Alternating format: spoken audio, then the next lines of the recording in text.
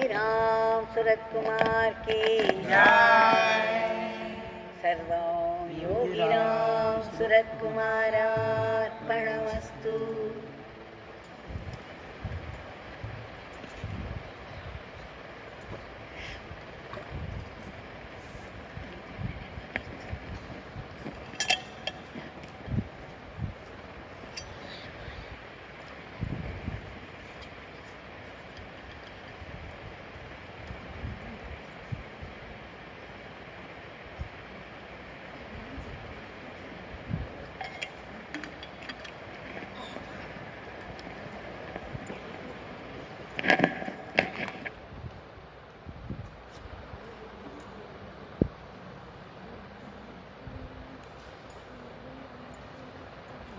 This evening, we got this wonderful opportunity to sing the name again.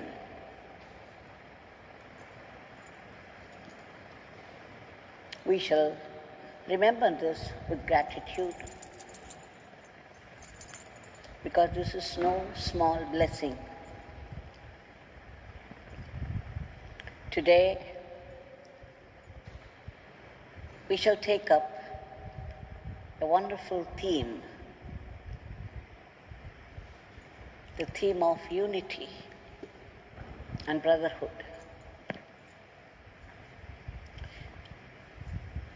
In early 1980s, two brothers came to Bhagwan in Sanadi Street House. They had brought an application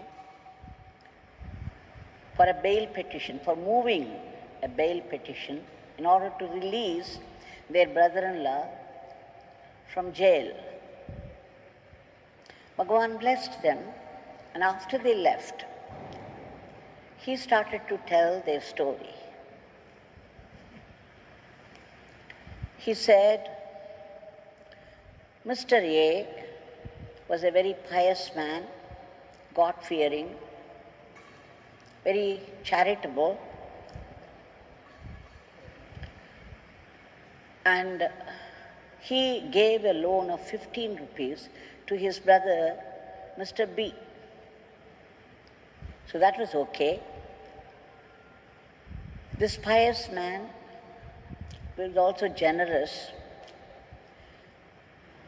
Somehow, in front of people, because it was taking a long time, in front of his friends, asked his brother, Mr. B, for the return of that money.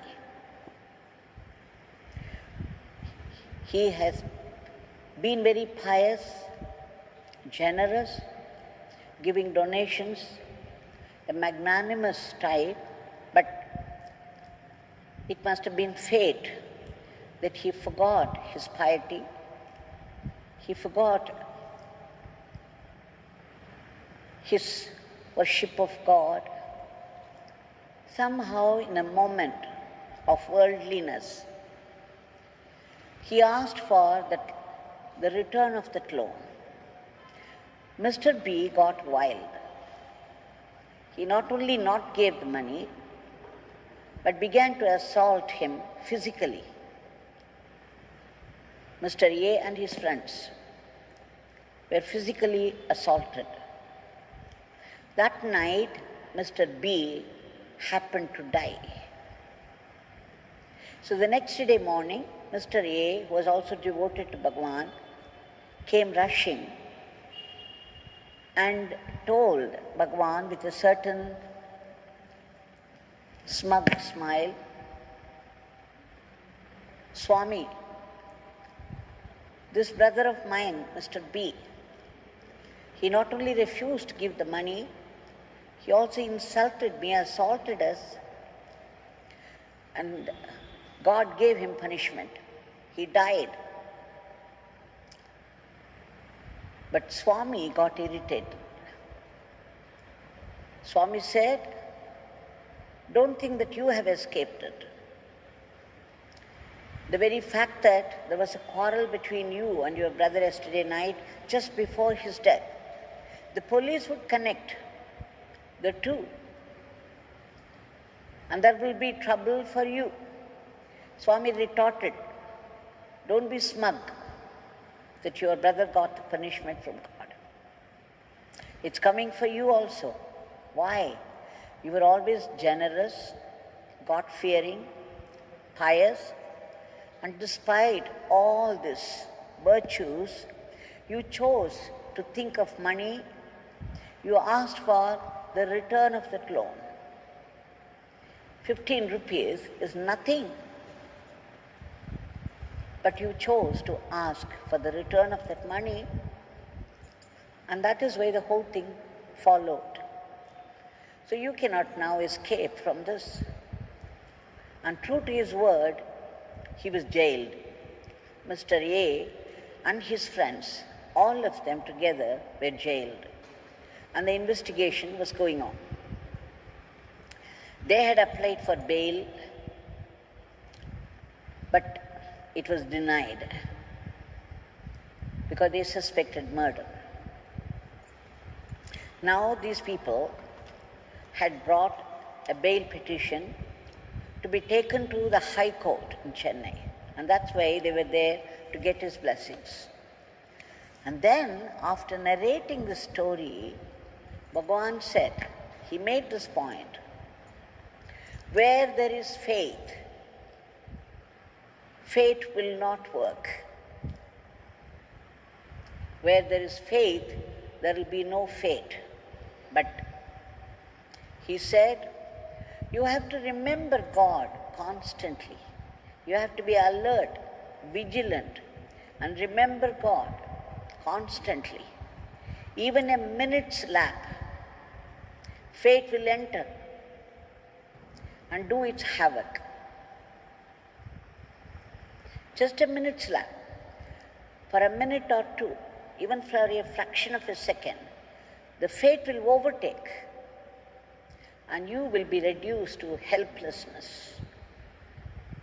He said that is why one should remember God constantly. In moments of weakness, the mind would go after worldly things, and along with the world, fate will also enter. All the negative forces are waiting. As long as you are chanting the name, you are remembering God, these forces are kept away. At the minute there is a lapse, these forces will not miss that opportunity. They will swallow you. And then Bhagwan went on to quote, remember in Ramayana, Kaikeyi was very fond of Rama. She was remembering Rama all the time because of her prema, because of her love for Rama.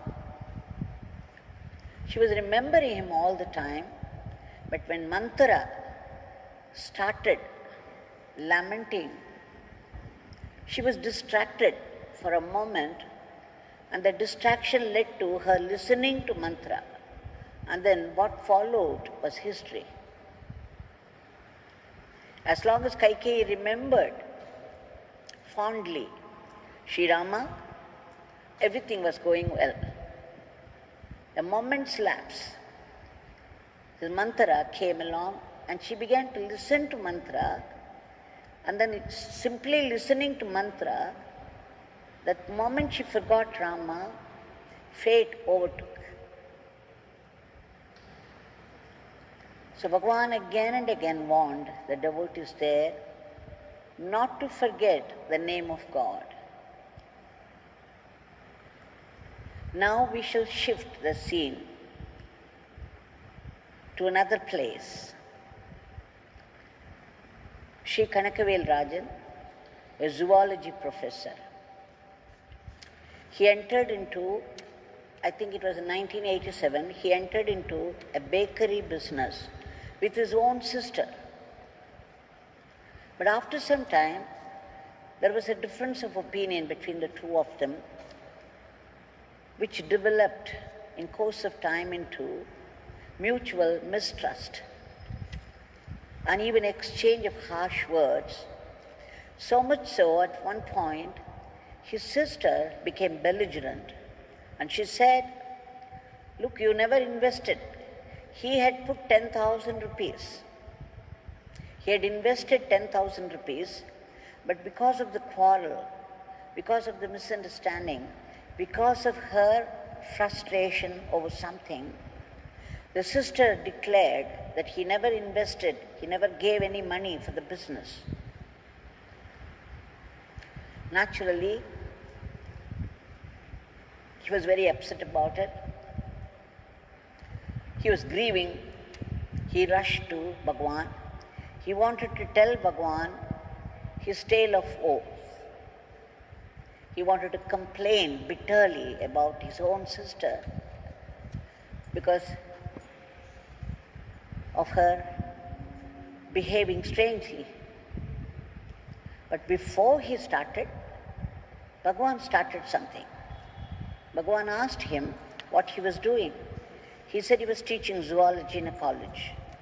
Oh, you are teaching zoology. Do you teach evolution? Yes, Swamiji. Can you tell something about the theories of evolution to this beggar? And then Sri Kanakavel Rajan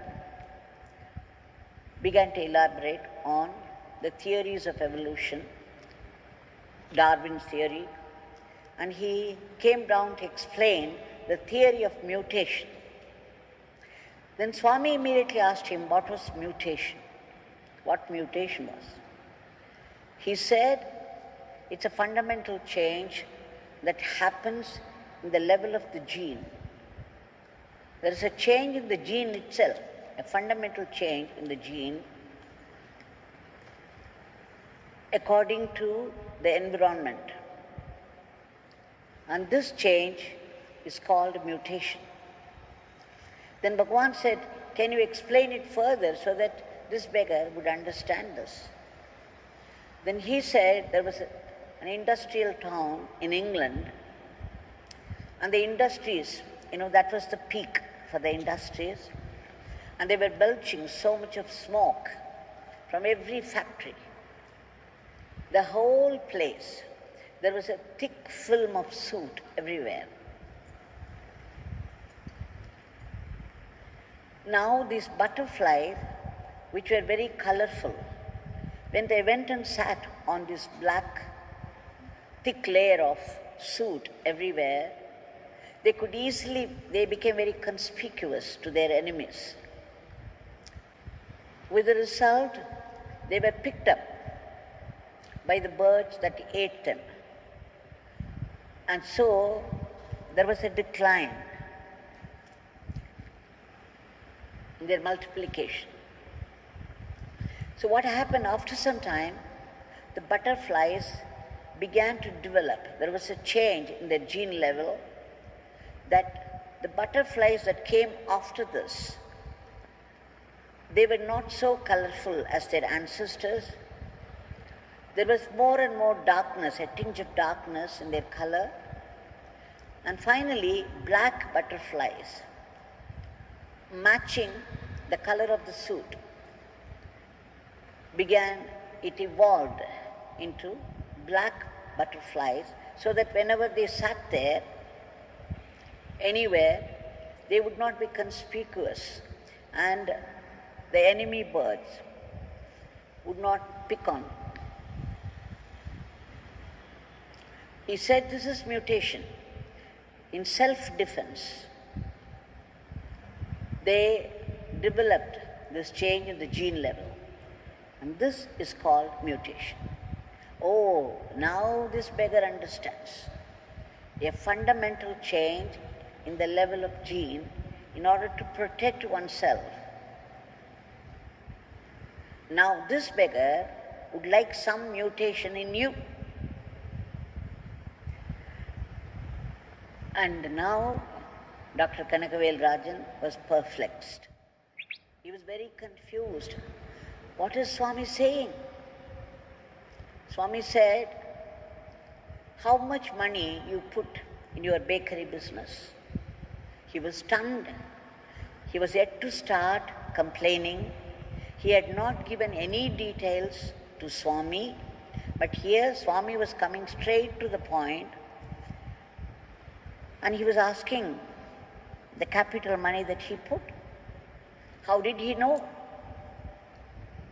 And what was more, what was happening was just the reverse of what he thought. He said 10,000 rupees, Swami. Now she denies that I put any investment at all. Then Swami said, she is your sister after all. Why don't you gracefully give in? Why don't you think it's okay if she takes the money? Probably she's in trouble.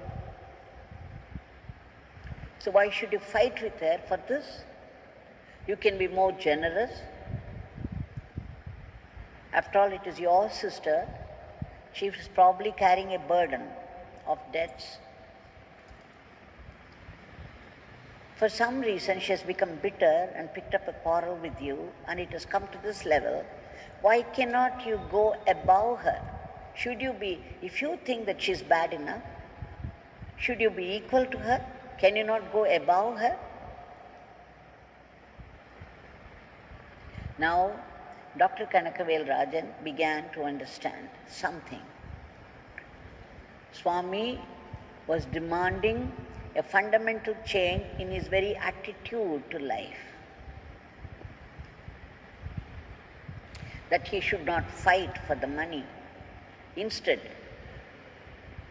the selfishness with which he was thinking should be replaced by love. Love for his sister. The very fundamental attitude must change. This is what Bhagwan was demanding. It began to make sense to him, and he slowly understood what Bhagwan wanted. He thought about it much, and then he understood. Yes, why should I quarrel over this money? This money I could always earn in some way or the other. But if I am generous about this, maybe this will bring about a good change in her also. And then she may even be nice to me. And that would build up a kinship between the two of us, which we have forgotten over money. And so that brought a mutation in his fundamental attitude to life. That Bhagwan taught him to look through love, the eyes of love. When love replaces selfishness, the effects would be very unique.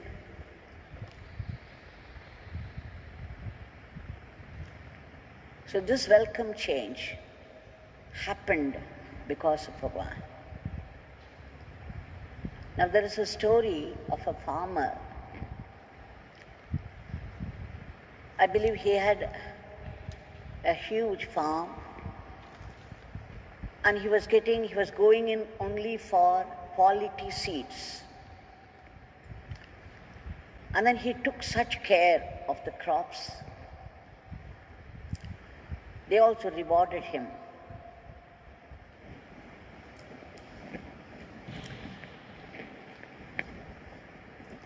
The crops came up so well, the harvest was so good, that he even got awards for this. And then he was being interviewed by the media. And the media man questioned him, asked him, how is that you can develop such quality crops when all those people around are not up to that? Then this farmer said, I buy only quality seeds and then I share it with my neighbors. And then I work very hard. Then immediately the media man was surprised. He said, you are sharing it with your neighbors. They are your rivals. They are competitors. Why would you share your quality seeds with them? Then he said, you see, when the winds blow strongly, there is what we call cross-pollination. So if they have substandard crops there, this pollination will do damage to my own quality crops, because the wind will carry the substandard pollen, and they would come to my fields, which in turn would affect the quality of my crops. So when I help the other people also with the same quality seeds, I benefit. My crops, my own crops benefit. This is what he said. What does it mean? It is in helping others, you are helping yourself. It is in the happiness of others you find your happiness. Of course, the media men were surprised, delighted and surprised. So you see, I remember to have read another story somewhere. There were two brothers again. One brother did not marry at all. He remained single. The other brother was married, had children. And then there came a time when they had to partition the assets. Of course, they took 50-50, both equally. And then the married man could not sleep in the night, thinking, see, I have my wife, my children. So if something should happen to me, they are there to take care of me. I have all the comforts of a family life. My poor brother, he's unmarried, remaining single, and there's nobody to help him in any way. I should have given him more. In partition, I must have given him more money. He must have had more than what I had. And thinking like this, he decided to give, but he knew that his brother would not accept it straight from him. So what he did was, he took a gunny bag full of the paddy in the night, in the middle of the night, rushed over to his storage, the brother's storage, and dropped it there without the knowledge of his brother. Now the single man, the other brother, also did not sleep. He could not sleep, thinking that, okay, I am not married, I am single, whereas my poor brother, he is married with children, he needs more money. What have I done? I have taken half of that. I have taken half of the assets. This is not fair. But if I give him directly, he would not accept it. So what I should do, in the middle of the night, without his knowledge, I would carry a gunny bag of grains to his side and drop it into his storage without his knowledge. So immediately he rushed. But both were doing it at different times, so one brother did not know the other brother was doing that.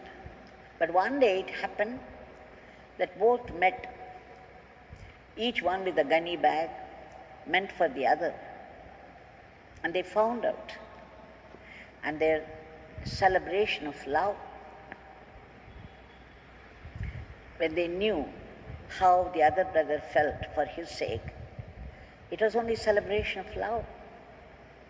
And I believe, hearing about these brothers and their attitude to each other, when the village people wanted to build a temple, they wanted a holy place, a holy land for building a temple for their deity. And they chose this place where the brothers met. Out of love, they wanted to sacrifice for the sake of the other. Such is the glory of love, the glory of brotherhood, the glory of goodwill. I believe somebody went and asked Raman Maharishi,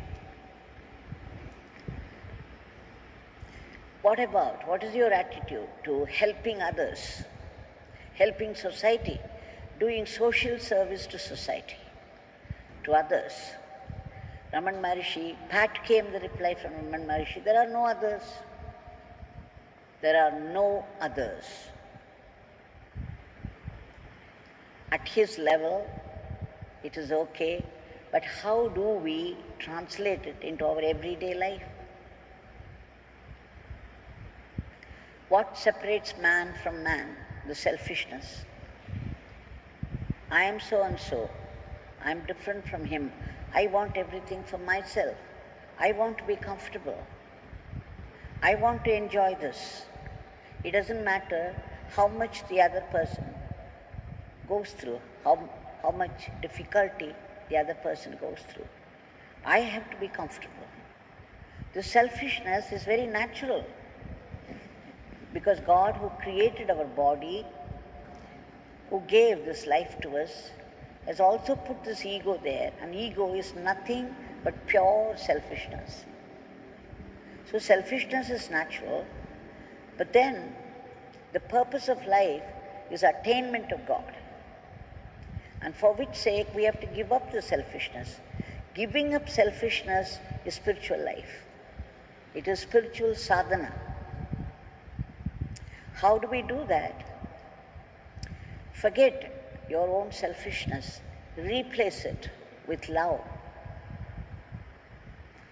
And love will naturally lead to sacrifice for the happiness of others. If you find your own happiness in the happiness of others, you are leading a beautiful spiritual life. This is what Bhagwan was trying to teach people that day. See, for example, the whole body, we have hands and they have a function of their own. The legs have a function of their own.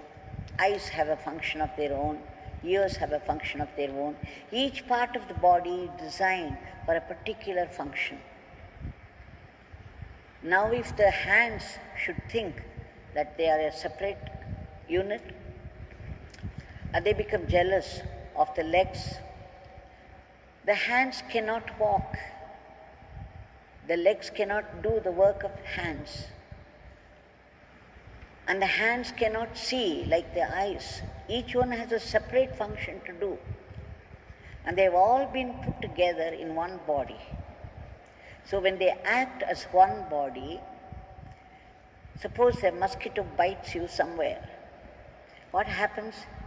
Immediately you know where it is without having to see, and your whole body will adjust so that your hand will go to that spot and it will relieve you from this insect. The whole body, because there is only one eye pervading the whole body, and therefore the whole body, the hands do not feel separate from the legs. The eyes do not feel separate from the hands. It is unity. It is oneness. It is one eye. And therefore, the whole body, every part of the body will adjust itself towards one action to find relief from the bite, from the pain of the bite. Like this, if we practice this love, you have to cultivate love. Love doesn't come natural because selfishness is natural. The active ego is natural. But if you have to develop this love, you have to cultivate this love. And out of this cultivated love, you have to act unselfishly. This is what we call sadhana. And only in this sense of brotherhood, in this love followed by sacrifice for the sake of the happiness of others, is our salvation. Now today, the whole world is suffering because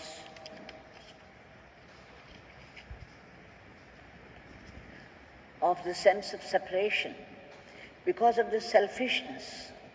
There is selfishness at every level. Because of this selfishness, there is corruption. There is violence. There is enmity. And this has led to the state of suffering that we are in today. We have invited this.